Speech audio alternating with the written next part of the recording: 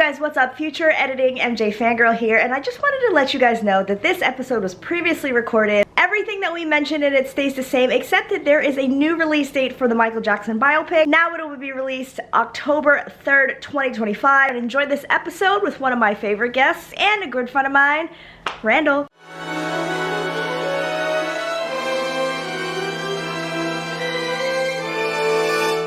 Alright, you guys, welcome back to another episode of Club 30s with Mjfangirl, and I'm joined by everybody's favorite guest, Randall. Randall? Are you sure? I'm everybody's favorite? Yeah, are you sure? I'm pretty sure. Every time I'm like, hey, who do you guys want to be on the podcast? They're like, Randall, when's Randall coming back? I love it. I hope I don't disappoint. No, never. It's always a great time having you here, and today is going to be no different. We are talking everything you need to know about the upcoming Michael Jackson biopic. Yeah. I hope I said that right. It's funny. People were getting on me. I've heard this discussion elsewhere. The people, tomato, you know. Right? I was saying biopic. We know what you're talking about. I was saying biopic, and people were like, oh, Mjfangirl, you need to study up or get that right. And I was like, wow. All right, I'm going to make sure I get that before April 2025 when this movie comes out. Anyway. No, but we have to talk about this because this is going to be a huge moment in Michael Jackson, everything, just the brand, the world. Like, it's going to be huge in worldwide. This is going to be a huge telling of Michael Jackson's story in a way that it's never been told. So let's start off by just giving some facts, straight facts about this biopic for those of you who don't know anything about it. And then we'll talk a little bit about what we're hoping to get out of it as long-time, decades-long Michael Jackson fans. So, first, the movie comes out April 18th, 2025. Mark that on your calendars. I believe that's also the weekend of Earth Day, right after Earth Day. Don't know if that had any significance. Oh, that's crazy. I was going to say, I don't know if that had any significance, but I feel like it does, or it should. Who is playing Michael Jackson? The big question that we all had for like 1 or 2 years before this was even made, before this was even announced that this was happening. Who's going to play him? None other than Michael Jackson's nephew, Jafar Jackson, who's the son of Jermaine Jackson, one of Jermaine's sons. Jafar is playing Michael. If you don't know Jafar, look him up. He's got some amazing clips on YouTube. He's had his own music. He has performed with his family members, and he has an uncanny, resemblance to Michael and his tonality of his voice and everything. And then also playing young Michael Jackson earlier this year, Lionsgate, who's distributing the film. I think that's what it's called, right? Just the filmmakers. Yep. Yeah, so they announced that 9-year-old Giuliano Cruvaldi is going to be portraying young Michael Jackson of the Jackson 5. And two other important things to talk about when it comes to this movie, the producer and the director. Director, Antoine Fuqua. So he's the director. Producer is going to be Graham King, which is very important if you think about what he actually recently produced, which was one of the biggest biopics ever, which was Bohemian Rhapsody. Yes, which I think it was just such great storytelling, really brought Queen to the forefront once again, and yeah, I loved it. I thought it was such a fun watch. So the director, Antoine Fuqua, recently said, and I quote, "It's incredibly exciting to watch Jafar bring Michael to life. There was such a spiritual connection when I first met Jafar, who has a natural ability to emulate Michael and such great chemistry with the camera. Jafar was selected," okay, that was a quote, "Jafar was selected for the role after a worldwide casting search was conducted, of which producer Graham King said it was clear that he's the only person to take on this role." Before we get into the rest of the cast, thoughts on Jafar playing Michael, Randall? What do you think? When we think about portraying Michael, I think the thing that we want to make sure is captured is obviously the essence. That can be used as a buzzword, but you want to capture the dimensions of Michael. You don't necessarily need to be caught up in, yes, you want him to look somewhat like Michael, but as long as they capture the dimensions of the stories that we know of Michael, and especially the ones we don't, that's important. I think about Jason Weaver and Wally Draper in Jackson's The American Dream, right? These people weren't one-to-one matches looks wise, but they both represented Michael very well. And as far as Jafar also putting the work in, there's stuff online about him dancing, putting the moves together, and going into camp, essentially boot camp, to get that right, because everybody's going to want to see the moonwalk. We need to see the one shot of that.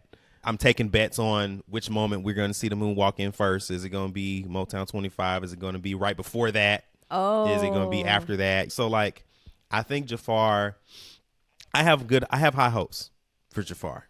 I hope he knocks it out the park for his sake and the family's sake. Yes, I completely agree with you 1,000% on all that. And I think what's going to be really cool about Jafar playing Michael is that he knows a side of Michael that we don't really know, right? Because he is Michael's nephew. He was Michael's real family member. And there are going to be nuances and things to Michael's personality and the way he talks and the way he approaches certain situations and his reactions and stuff that we don't even know that Jafar is going to bring in. And it's going to be so authentic because he knew the real Michael Jackson. And that's what this film is striving to show, right? The real Michael Jackson that the world didn't know. So I'm really excited about it. I think it's going to be very special. Everything we've heard, including Prince, Michael Jackson's son's take on how things have gone. And you've heard Travis Payne and a couple other people that have gone and visited the set that said that it was something special. So I think we're in for a treat when it comes to that. Now, moving on to two of the other very important figures in Michael's life. Mrs. Katherine Jackson, Michael Jackson's mother, is being played by Nia Long. Nia Long actually said, she was quoted as saying, who she called playing Mrs. Katherine Jackson, she said, "She's an incredible pillar of strength and grace for the entire Jackson family. As a mother, she was selfless and endured forces beyond her control, yet still managed to help build a legacy beyond measure. I am honored to bring her voice to the screen and share Michael Jackson's story with audiences everywhere." Nia Long, love her. I think that she's like, to me, in the Black community, she's like royalty, right? Like, we know her, we love her. Just like the epitome of beauty and class and grace and just everything. We love her.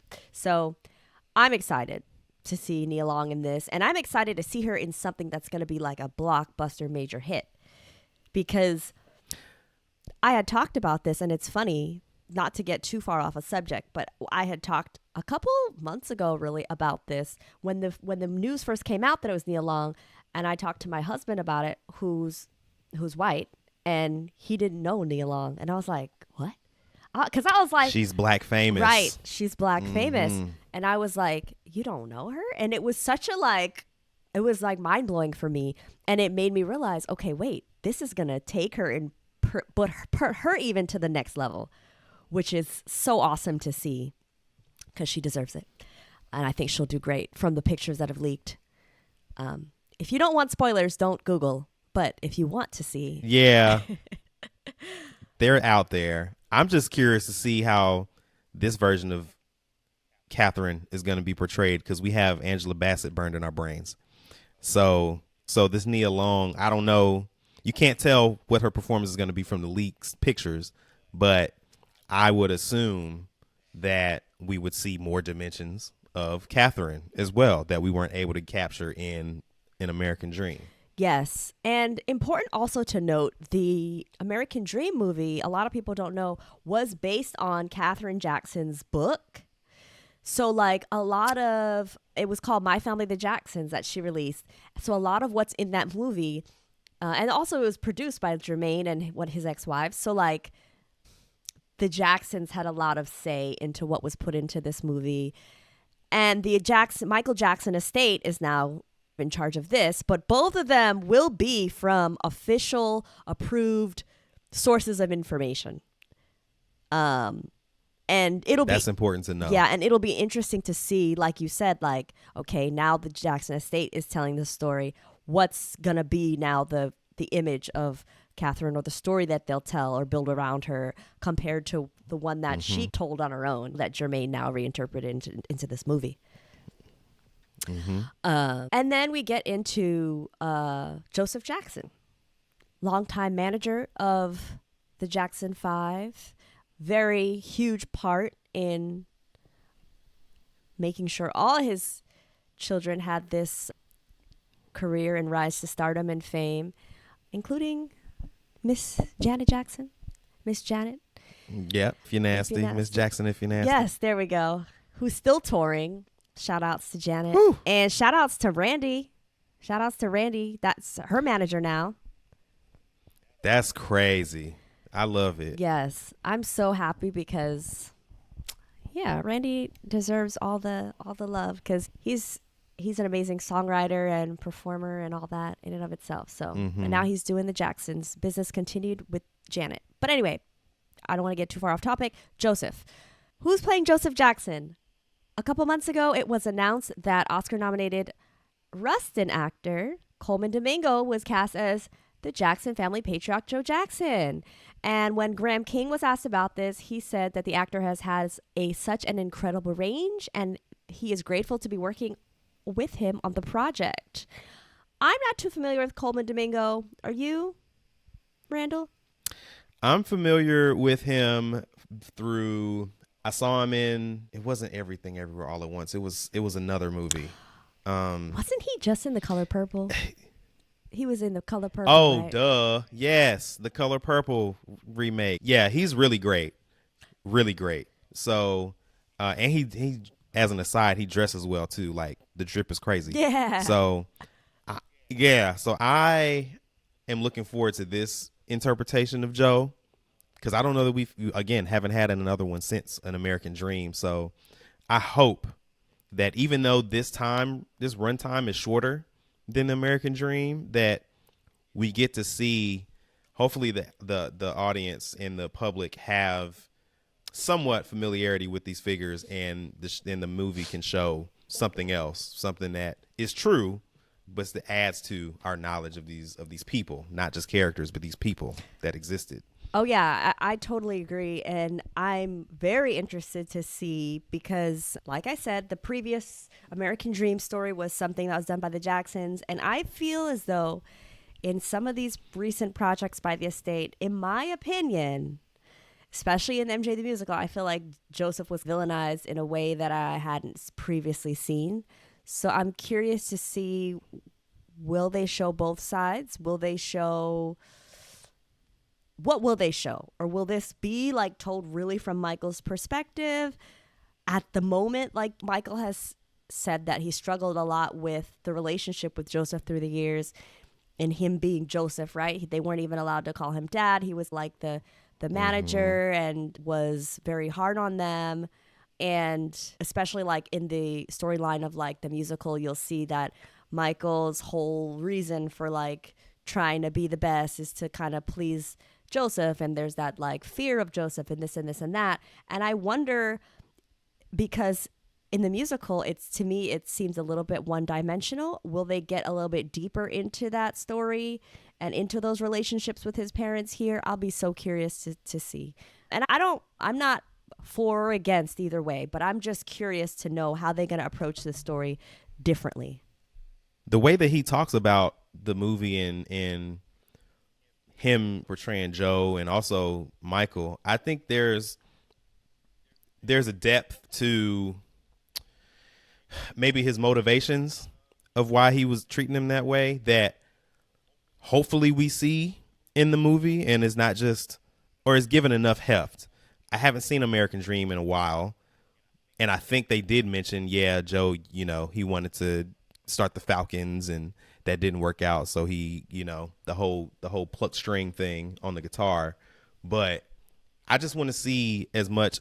I hope that these people aren't two-dimensional characters, and this is like all about Michael, and that we get to see their imprints on him. Yes. To see why the way he was. Again, we've seen it in American Dream, yes, but dramatized in this way for the big screen is something different. Yes. It's something different. So the arrangement of his story, we don't know that it's going to have flashbacks or not, like if it's going to be linear.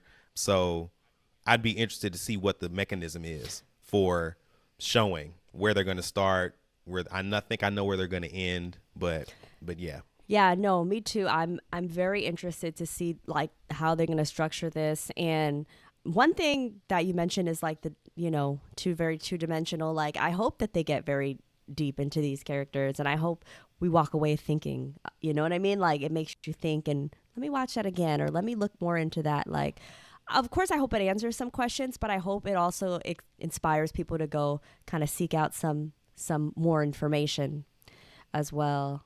I want to kind of, before we move on to the next actor, I want to share this quote that Coleman Domingo shared recently at the BET Awards this past summer.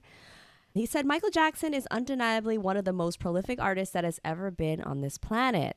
He is a complicated human being, and I think what the film will do is tell the story of a very complicated person. So I think one of the things, the opportunities of this film is we didn't see in American Dream the dramatization of Michael's life after the Victory Tour, right? Yeah. So we didn't get to see the effects of that tour, all the life he lived up to that moment, and how, and again, the effects of that on the rest of his life. So I think what I expect from this movie is some fun, first of all.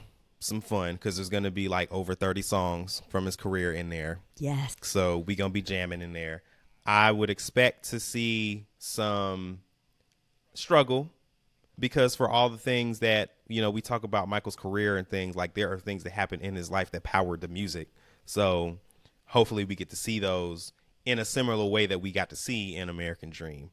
And also, he talks about Michael being complicated. I hope that people come to this movie with curiosity instead of, a rigid mindset from either side. So, because that's how I'm coming to the movie.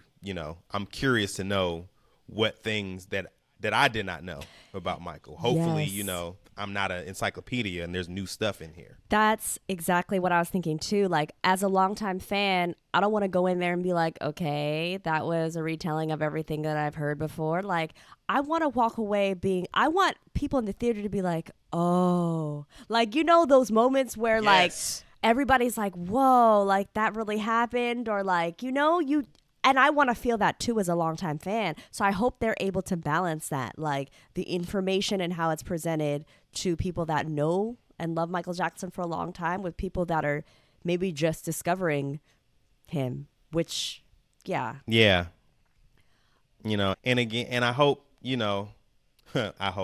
know that they're not going to show things like when they were filming Ghost the first time in 93, or I know that they're not going to show him recording Liberian Girl from the Jackson's album, be like, oh no, they can't have that, and then saving it later for bad. Like, it's not going to be a lot of these things that fans know the ins and outs of and be like, oh, why is this not here? Like, because it's a 2.5 hour movie. Right. Like, what do you think is going to happen? Right. You mean it's not going to show how like the evolution of the dancing machine robot went from really slow to really fast, and all of the all the conversations that Now he had? I expect to I hope to see, as a specific scene, I hope to see him preparing for Motown 25 and figuring that out. Yes, like those are key things, right? Like Motown 25, the Thriller. We want them to talk about like the Bad Tour and what that was like, him going on his tour on his own solo. I want to see like the reaction that he had when the world reacted to Black or White, because that was a whole big not scandal, but it was some drama. I want to know about things that we didn't, like we said, that we don't know about. I want to know about some family drama, like, show me some stuff that was happening behind the scenes that was. I don't want to see him upset. Yeah. Like, because we get the soft-spoken Michael, and we get the screaming Michael on the History albums and after and all that. But like, I want to know what Michael, the range of emotions that he felt, like scared, angry, when something goes well, super happy, Nervous. The business mind, Yes. nervous, like, I'm like, go get them Beatles records for me, John. Like, I need to see I need to see stuff like that because it also informs people that don't read the books, don't know like all these other things. So just to see different, like I said earlier, dimensions of Michael. So yeah. Yeah, it should be a really great movie, and we are several months out. But I'm sure that we'll come back and do another pod when something comes out like the trailer. That's probably going to drop before the end of the year. Whew. I can't explain to you like how excited I am for this. And like, you guys, this is going to be my last point on this subject. Get ready, because if you thought the MJ fam was strong now, we're about to be like triple fold. Like, there are going to be so many new fans. And that is also what I'm excited about, because for me, one of the greatest things is for Michael's legacy to continue to live on and go on to generations and generations to come. So I think this movie is going to contribute towards that. Yeah, it's going to be fire. I can't wait. Yes. All right. Let's get into our next segment. But before we get into the next segment, I have a question for you out there listening to this podcast. Perhaps you're by your lonesome. Are you a Michael Jackson fan that loves to chat about your favorite songs, dissect interviews, listen to podcasts like ours, and travel to events, but you're tired of doing it alone? Club 30s is where we uncover the greatest moments in MJ's career and chat all things King of Pop. Join our community for weekly polls, exclusive content, and live streams, as well as access to our private group chat where you can interact with fellow Michael Jackson fans just like us in real time. And the best part, it helps to support this show so we can continue to create amazing content about the greatest entertainer of all time. Visit patreon.com/MJFangirl to join, and we will see you in the group chat. All right, so for our next segment, we're going to be doing a fun game of this or that. It's where we have some rapid fire questions, and we have to answer quickly which one we would prefer, this or that. So let's start this off strong. Randall, are you ready? Yeah, let's get it. Which one do you prefer, album versions or live versions of songs? This is so hard because there's a third category that's not in here, but I'm going to go with the album versions because sometimes the live versions, they get cut off or they get shortened or whatnot. And I like the traditional instruments that are in the music, but sometimes have to be, reinterpreted on stage through like synth or something like that. And it may not be the same. Okay. I'm curious, what is that third category? Remixes. Oh, yes. You are a fan of the remix, aren't you? Yes, I'm remix all day. If that was in there, I'm listening to the remixes 9 times out of 10. Wow. So, well, for me, I gotta say, I'm gonna agree with you. I like the album versions better. There are certain songs that I'll always listen to a live version, like for example, Lovely One or Things I Do For You. I know. I knew it was Jackson's. I knew you was gonna say that. I knew it. Because they're just so good and there's so much flavor. It's just, I don't know, something about it is just so good. So, I mean, I love Heartbreak Hotel live. Like, that's another I love good the one. arrangement in the live versions, in certain songs more than the live ones. Yes. So I agree with you. But as a blanket statement, yeah, I'm going to pick the album ones. Okay. All right. So now let's go into the 2 Cirque du Soleil shows. Michael Jackson 1 versus Michael Jackson Immortal. You first. I'm going to go with Michael Jackson 1. I really liked. Ooh. I preferred Michael Jackson 1, and I think, I don't know. I mean, I did see the Immortal when it came out, and I haven't seen it since, but I've seen MJ 1 3 times, so it's a little bit fresher in my mind. But I think that I just like the song choices. I like the different elements that they show on the stage, as well as the videos of Michael. And I don't know. I liked the story of that show a little bit more than Immortal. I'm going to flip, and I'm going to actually choose Immortal. And I flipped in another way, too, because I saw Immortal 3 times. Really? And, yeah, I saw Immortal 3 times and only saw MJ1 once. And because Immortal is so burned into my brain, and the Immortal arrangements, Kevin Antunes, he tore that up. Like, I love the way, certain parts of the music drop out and come back in, and how he merges different songs. I especially like the Beat It and Bad mix. I don't know if are familiar with that, Mjfangirl, but not so much. Yeah, But. yeah, but yeah, I love Immortal. Like because I remember when Les Twins was on it before they left and went to go to the Beyonce Miss Carter World Tour. I didn't even Yeah, know. they were on it for like a short. Yeah, I saw them the first time and maybe the second, but they weren't on by the third anymore. So Wow. so yeah. Fact. So yeah, Immortal over one. Mm-hmm. Okay, I will say though one thing before we get to the next one. The Immortal soundtrack is amazing. Like Randall said, you have to listen to it. MJ1 doesn't even have a soundtrack, but the Immortal one is really good. And to his point, my favorite one is not the Beat It mix, but I do like the Heartbreak Hotel on that, where the music drops out and it's that a cappella. So in the show, two things. In the Immortal show, there was a woman who was playing the cello and she was tearing it up. You can find some clips on YouTube. And she's going heavy, going ham on the cello. And then when she hits them opening notes of the song, like the crowd just gets crunk. And so that's like my favorite part of Immortal. And second, my favorite song from that album is not even on the tour. It's the Remember the Time and Bad mix. Oh, okay. I do remember that. Some great times. Go check out MJ1 if you can. We wish you could check out Immortal. I don't know if the whole thing's on YouTube, but definitely clips are. Yeah, different clips. Yeah. Okay, now let's get into the last part of this. Butterflies versus Break of Dawn. Which one are you picking? Oh, there's a reason why when the label came in to listen to Invincible and Michael played Break of Dawn, there's a reason why he picked that one song. Like, it is top 3 on that album. I'm picking Break of Dawn all day. All day. I didn't even know that backstory you just shared. I didn't even know that. But I'm going with Break of Dawn too because it's just so good. And it should have got some more love.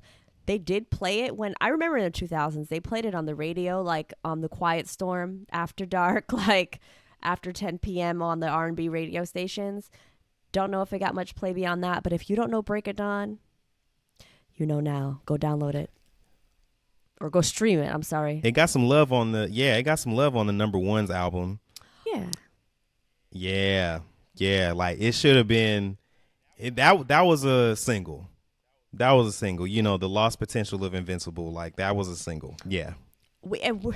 Speaking of Lost Potential, we also need to talk about number one's album, but another day, another time. All right, let's get into our final segment of the day. It's time for Dear Fangirl.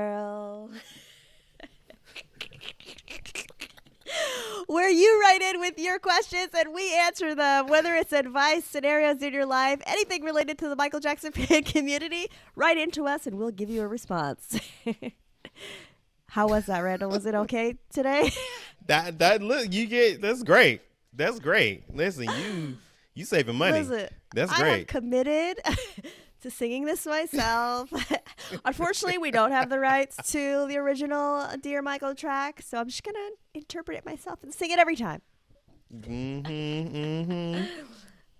So, our first question comes from Desi. Thank you for writing in, Desi. What do you like to do for fun, or what do your hobbies include? You first. You answer this first. Okay. Well, for fun, I recently actually started riding Peloton. So a lot of people might remember Peloton from the pandemic when it blew up because people couldn't go to the gym. So they had the indoor cycling bikes. I've always loved indoor cycling, but I always went to go take classes. But as a newer mom, I have a 2-year-old. It's hard for me to get out of the house and go places. So I have a Peloton bike in my garage. Love that. I've been riding for the last couple months, also just for health reasons. Like I want to exercise and that's the easiest way. They also have really cool walks so you can walk to music. Unfortunately, Peloton doesn't have any rights for Michael Jackson songs. So boo. But if you like any other music, like most of us do, have other musical tastes outside of Michael, you can enjoy that. And so that's what I've been doing for fun. And I also like to read, and I like YouTube. Like that would be my biggest like hobby. I know it's like outside of this, but hey, I'm short on time these days. That's fair. Okay, so what do I like to do outside of? Well, I mean, I would like to say people probably know me best for my Lego hobby. Lego I've master. been playing with Lego since. That's what they say. That's what they say. Yeah, I've been playing with Lego since I was 4. That's the easy answer. But I have a lot of hobbies, too many, actually. I play video games. Super Nintendo is my favorite system of all time, followed by the Xbox 360. I play spades in person and online. So what were you going to say? No, I was going to say, I remember you tried to teach me spades one time. I was like, I want to learn how to play spades because this is a long time ago in the New York City apartment. You tried to teach me and it didn't work out. But you're like, you play world championships of spades, don't you? The World Series of Spades online tournament is where I play. Yes, yeah. And we got to the finals, me and my partner, in our first season last year. So we are pretty good at this game. I also go bowling. Oh. Yeah.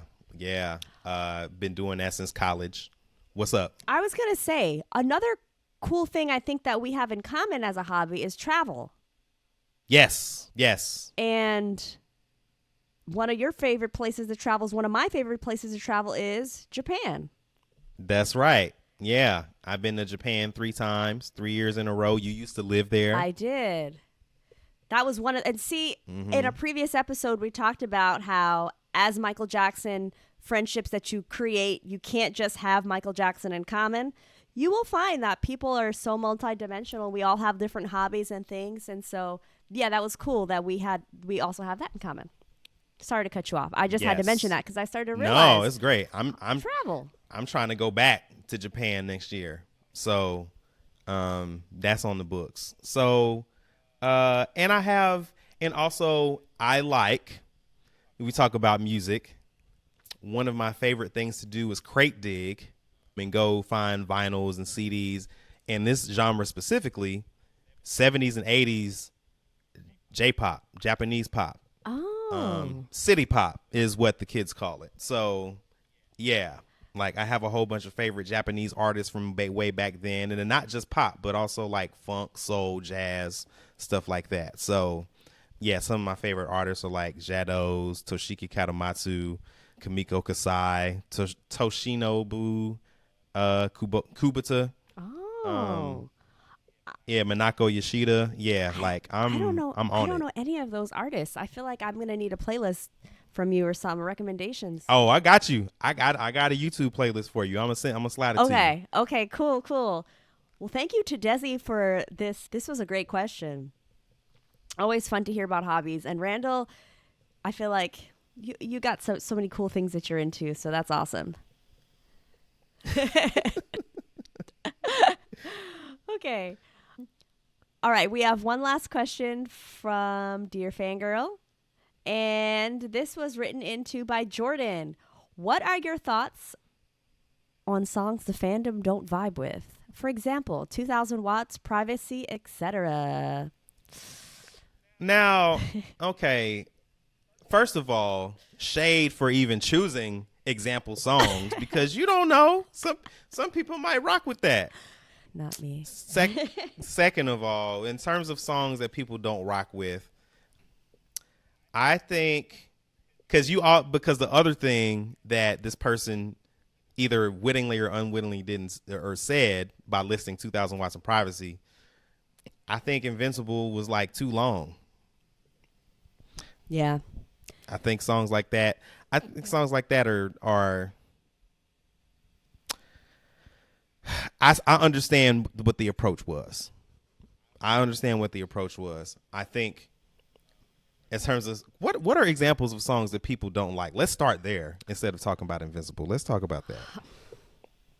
Dang, honestly, that's a hard one because all people really talk about is Invincible. I know that people are not so much of fans of like some of the Blood on the Dance Floor remixes. I was just about to say that I got songs off the top of my head. Just Good Friends. Oh, that's an example. Everybody talks about that too. See, Just Good Friends. Girlfriend. Dang, I like Girlfriend though. Yeah, so Girlfriend. Why You Want to Trip on Me? People dunk on a lot. Yeah. Yes. What's on History that people don't bang with? Little Susie? I think I was just about to say Little Susie is probably one. What is my opinion on this? I think that there are people in the fandom. I think Michael did a good job of, he has good taste. So like, I think the content on most of the content on those albums is good. It's great. Yeah. But there's like detours where that thing might detour out of somebody's specific taste. So for example, I like a lot of dry snare songs from Michael. So I like Dangerous. I like Jam. I like DS. A lot of people don't like DS, right? Yeah. But I like certain aspects of his music. And so when I hear something like 2000 Watts, Privacy, The Lost Children, You Are My Life, again, Invincible stuff, like it's just not for me.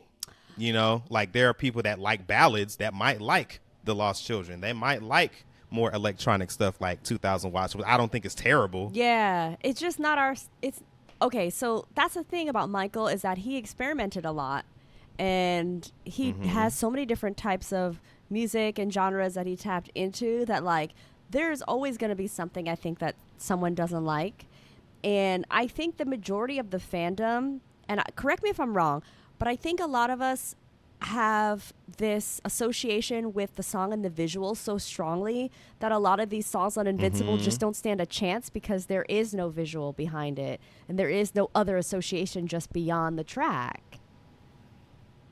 Now, to that point, I'll never forget this particular critique of a certain song on the Bad album where they say if you take away the video, this song really not that good. Some people have the school of thought, and they talking about Smooth Criminal. My dad says that. My dad does not like Smooth Criminal. And he's a huge fan. He's seen Michael 5 times in concert, loves Michael Jackson down, does not like Smooth Criminal for that exact reason. Yeah, guy, you got Quincy Jones energy. You know what I'm saying? And and it makes sense, right? Because Michael kind of, like, he tells a whole story through these short films. And, like, that's why I think Invincible ended up having the weakness that it I will say, is it a strong album in comparison to a lot of other people's albums? Yes, but there is a weakness in how Invincible did on the charts and just like how well it did in people's memory banks because there are no visuals, and that's what we come to accept about Michael. Expect, that's the word I was looking for. Expect. And so yeah, that's my thought. Now, are there songs? I think when we think about the songs that people don't like, I think the larger context is that these songs feel out of place in the context of these albums. Right. Like, Just Good Friends seems out of place on Bad. If that would have been replaced by Streetwalker, Price of Fame, Free, I'm So Blue, whatever the case, those might have fit better. But I think also when I think about something like Just Good Friends, the expectation of hearing Stevie and Michael on the track, you think that joint's going to bang. Yeah. But that one didn't bang. Right. Get it bang. Right. Stevie was like, gotcha. Yeah. You know what I'm saying? Like, he got one for his album. Yeah. But I think The Girl Is Mine is probably another example of something that's like, although calculated, and expecting, Paul and Michael on the track, that one is probably like mid compared to Say. Paul got that one too. Yeah. Said, gotcha. And even This Is the Man, even that's better to me. And This Is the Man, the third Yeah. one. Right. So so boiling it down, I think there's expectation people have of these bodies of work and songs like those sticking out. Again, like these songs singing out of place. And then maybe, again, like you said, the experimentation, I just think sometimes it just doesn't work, and that's fine. You don't have to listen to that. Right. You don't have to listen to that. Yeah. I think it's as simple as that. And I think you wrapped it up like very well said. And thank you to Jordan for writing in. Comment down below, you guys, whatever you're watching this on, whether that be if you're watching it, which would be on YouTube, or if you're listening to this on Spotify. There are comment sections now on Spotify too. So leave us a comment down below. What are your thoughts on songs the fandom doesn't vibe with? And what are some of those songs for you? What's a song that you don't like that you think the fandom at large likes? Yes. You know what I'm saying? That's a great question. I know I have one. Oh, yeah. Yeah. Well, this was a fun conversation. Yes. I especially love I love hearing from the people, from your fans, Mjfangirl. Yeah. Yes. Just adding some great texture to these conversations. Yes. If you are interested in writing to us at Dear Fangirl, give me your questions, you guys. Any advice you may have, any scenarios you may have in your life that you would like us to chime in on, definitely write in. I have the link down below in the show notes and in the YouTube description box for you to submit your questions. And we hope to see you. I hope to see you on YouTube. Subscribe, like and subscribe. Hit the notification bell, Randall. That's right. Y'all better hit that notification bell so y'all know when these videos get uploaded. You know the routine. Exactly. And make sure that you're also following us. Randall, where can we find you? Y'all can find me on the internet as at therocfiles, TheRocfiles. Where can they find you, Mjfangirl? They can find me, Mjfangirl blog, on Twitter, Instagram, and Facebook, Mjfangirl TV on YouTube. And if you want to listen to the podcast, this is called Club 30s with Mjfangirl on Spotify. Also, make sure you're checking out Patreon if you're looking for a community of cool MJ fans. We have a group chat. We've got polls. We've got questions. We've got exclusive content only for the Patreon members. So if you'd like to help support this show and, just be a part, then see you over there. And, we're looking forward to chatting more. Hopefully, Randall will come back and join us. Maybe we could chat about when the biopic trailer drops or something like that. Oh yeah, get me on for that. Okay, because there's gonna be a whole bunch of analysis, Easter eggs, like a whole bunch of things. I'm ready. Yes. All right, well, I will talk to you soon, and we will talk to you guys the next time. Bye bye.